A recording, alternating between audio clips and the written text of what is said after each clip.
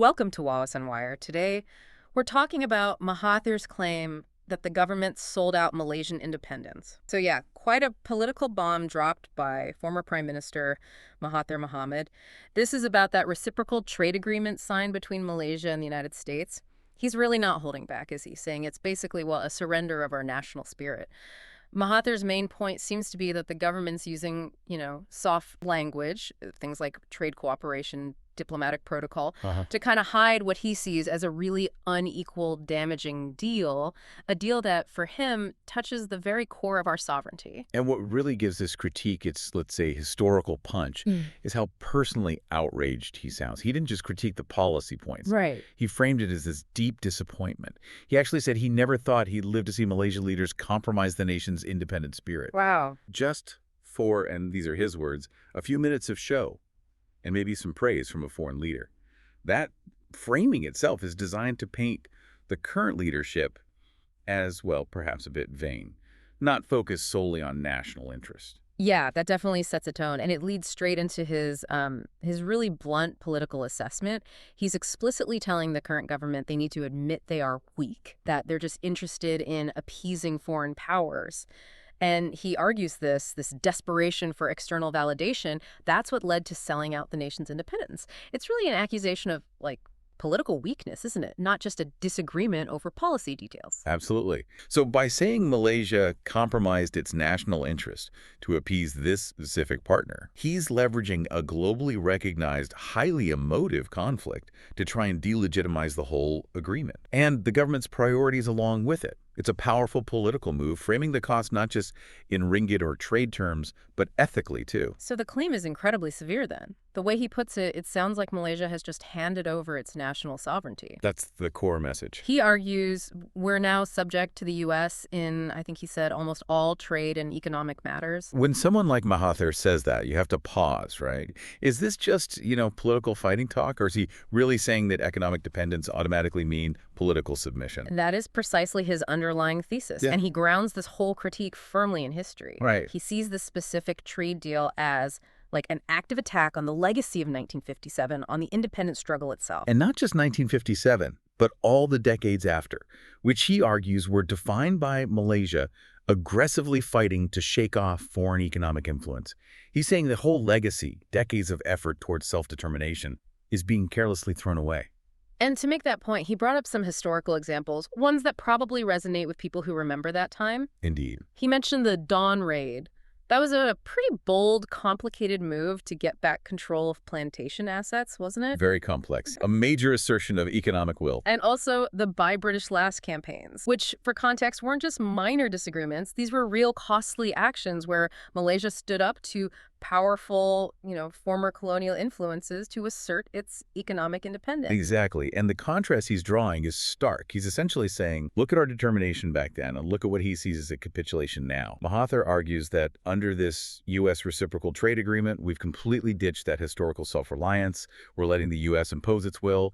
He's absolutely insistent this isn't a partnership. What does he call it then? In his words, it's a surrender of our hard-earned and established economic freedom. The implication is pretty clear. We're back to square one, maybe just trading one type of external economic control for another. Okay, so let's dig into that word, surrender. Where does he see the biggest losses? He didn't just speak in general terms, did he? He listed specific concessions Malaysia supposedly agreed to. That's right. The details are where the imbalance really becomes clear, according to his argument. What stood out to you from that list? Well, the required purchases really jumped out at me. He claims we agreed to buy specific U.S. things, planes, natural gas, machinery. That sounds like guaranteeing sales for American companies, doesn't it? Turning competitive buying into a requirement. Precisely. It sort of locks in future trade, guarantees demand for U.S. goods, maybe regardless of price or our own industrial needs. But, the concessions he listed go way beyond just buying stuff. Okay. Mahathir highlighted a second key point. Malaysia apparently pledged to comply with digital regulatory rules set entirely by the U.S. Now, this is critical. Because the digital economy, that's the future, right? Agreeing to rules set by someone else means we could be giving up our ability to regulate huge areas like data, e-commerce, cloud computing, basically forfeiting control over the fastest growing part of the global economy. Wow, okay. That is significant. It's almost like regulatory outsourcing to a foreign partner. But the third point he raised, that one really sounded like giving up strategic national assets, Well, granting the U.S. preferential priority for Malaysia's rare minerals. this is possibly the most serious claim in terms of modern sovereignty. Yeah. Rare earth minerals. Hmm. They're vital for high-tech manufacturing, everything from our phones, EV batteries, even advanced military tech. Right. Giving preferential access to one single foreign power over these strategic minerals. Well, Mahathir is saying we're effectively letting that power decide who else gets access to the basic ingredients for future technology that come from our land. Geopolitically, he's arguing we gave up a massive future bargaining chip. For what in return, though? We'll get to that, but the list continues. Fourth, he claims we agreed to open Malaysian markets based solely on U.S. condition. And fifth, we accepted restrictions on who Malaysia is even allowed to do business with globally.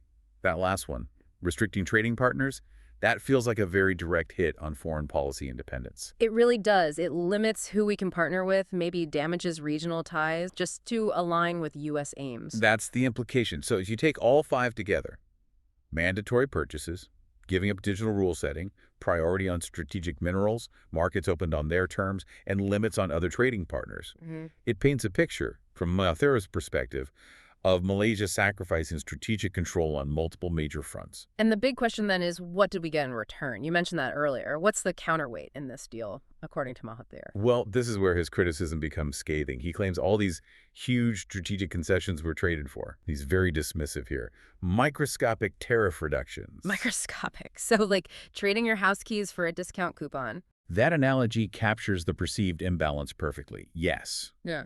Giving up long-term strategic control for potentially small, possibly temporary market access benefits. Now, I can almost hear the counterargument already. The government would surely say, but wait, there's an exit clause. We can leave the agreement if we need to. And Mahathir anticipated that defense.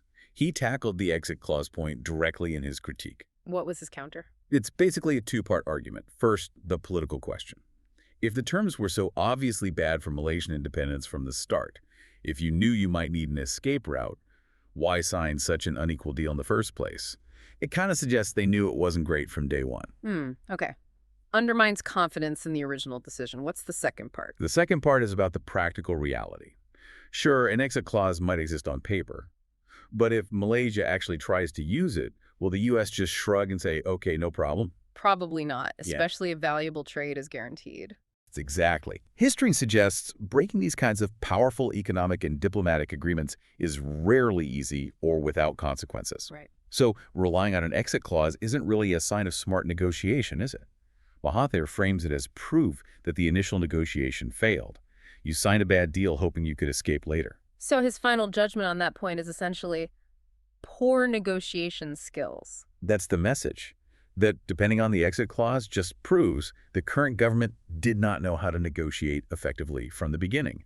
They accepted flawed terms, perhaps hoping for a future out. So when you piece it all together, the historical framing, the long list of, quite frankly, huge concessions, minerals, digital rules, market access, trading partners, and then comparing it to what he calls minimal returns, Mahathir's statements really paint the government's handling of this as more than just a policy error. He's framing it as a major political and historical failure, something that potentially undermines the legacy of an independent Malaysia. And that really forces you, the listener, to think hard about this. Consider those specific claims Mahathir made, giving away priority on rare minerals, letting another country set our market and digital rules. Is the short-term gain, the international approval, these maybe microscopic economic benefits? Are they worth the potential long-term cost to our national sovereignty, our ability to decide our own future? When a former leader raises alarms that key economic freedoms have been traded away, the conversation shifts, doesn't it? It goes beyond just immediate economic figures and becomes about strategic control for decades to come. Where do you think the balance should lie in these big global agreements? How much control is acceptable to trade for economic access? Let us know your thoughts. Remember to like and subscribe for more videos like this.